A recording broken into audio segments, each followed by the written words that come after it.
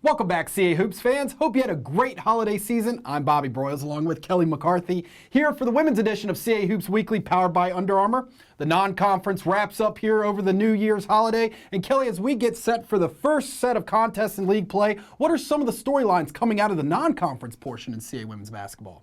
Overall, it was a really strong non-conference season. Some teams, Drexel and Elon in particular, put together two very tough non-league schedules and performed well. Drexel knocked off number 11 Syracuse, while Elon played UNC and Duke in back-to-back games and nearly pulled out wins. Really, really impressive performances. A couple of big questions at the start of the season were how would JMU adapt to the departures of Kenny Brooks and three four-year starters, and what would the return of Precious Hall look like? We got those answers right away. Yes, we did. Precious Hall picked up where she left off and didn't seem to skip a beat, while JMU showed their consistency and strength.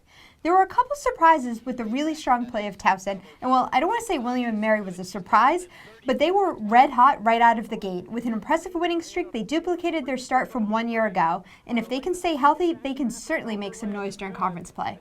As we turn the page to the new year, the first slate of CAA play and women's basketball games will be on Monday, January the 2nd. Let's go down the list, Kelly, beginning with the defending CAA champions, the JMU Dukes, playing host to UNCW at 2 o'clock on CA.TV.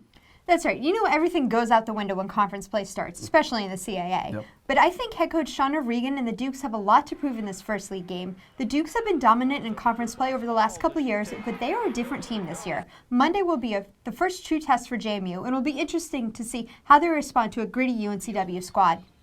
UNCW has a bit of a new look this season with some transfers, so now they're rolling a deeper bench and anyone has the ability to contribute. The Seahawks will be coming off a game at Tennessee, so they're going to be ready for a battle.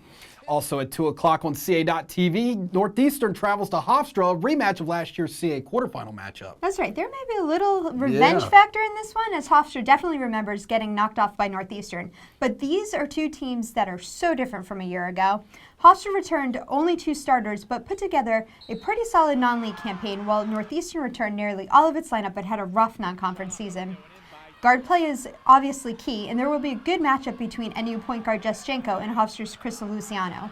But in the post, I think Hofstra has the advantage with Ajane Durant. She's been ferocious on the boards over the last few games, and her ability to put back offensive rebounds really sets her and the Pride apart.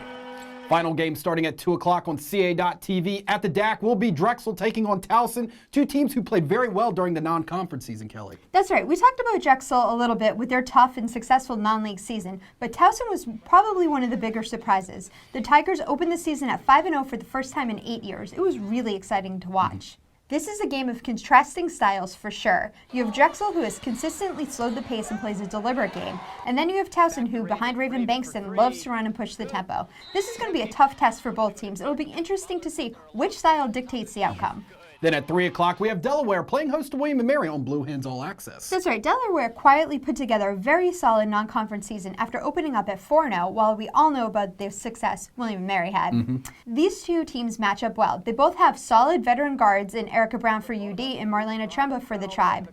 In the post, UD has some big bodies in Nicole Inabosi and Sade Chapman. And for William & Mary, there's a very athletic Alexandra Massaquella forward and Abby Rendell at center. This game is going to come down to execution. And we wrap up the first slate of league action with a 7 p.m. tip on CA.TV as Elon welcomes the College of Charleston to Alumni Gym. Last but not least, right? Yes, absolutely. College of Charleston has had a bumpy non-league season while Elon scheduled tough and played well. Both teams have really big benches and both teams have gotten contributions from their centers. For CFC, you have Bree Boyd, who begins her first season after transferring from Winthrop. She brings a lot of height in the post. For Elon, freshman Rashika White had a breakout game against North Carolina, has been rolling ever since. She's 6'4", Boyd is 6'3", so there's going to be some epic battles under that basket. CASports.com will have all the information you need regarding links to live stats, video, and audio coverage. Also, fans, you can watch all of the CA.TV action on Roku by downloading the CA.TV app that is available now. You can also continue to follow the league on Facebook and Instagram by searching CA Sports, and we are also on Twitter at CA Basketball using the hashtag CA Hoops. That is it from us today. Thanks for tuning in. Hope all of you have a safe and happy New Year.